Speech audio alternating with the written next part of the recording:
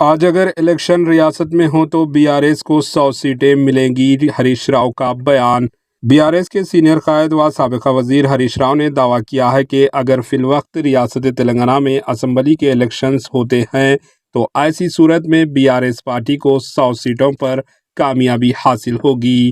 Media के साथ गैर रस्मी बातचीत के दौरान हरीश राव ने कहा कि रेवंत रेड्डी को चीफ मिनिस्टर का ओहदा चंद्रशेखर राव केसीआर की जानिब से दी गई भीख में हासिल हुआ है, क्योंकि केसीआर ना होते तो आज तेलंगाना की तश्कील अमल नहीं आती और रेवंत रेड्डी इस ओहदे पर नहीं पहुंचते। इन्होंने रेवंत रेड्डी को मशवरा दिया कि वो अपोजिशन पर नज़र रखने के बजाय खुद अपनी पार्टी के सीनियर कायदीन पर नज़र रखे, क्योंकि वो किसी भी वक्त इनकी कुर्सी को खींच सकती है। इन्होंने कहा कि रेवंत रेड्डी को भी इस बात का खौफ है कि पार्टी के सीनियर कायदीन किसी भी वक्त इनकी कुर्सी खींच सकते हैं। Bureau report, AHN news.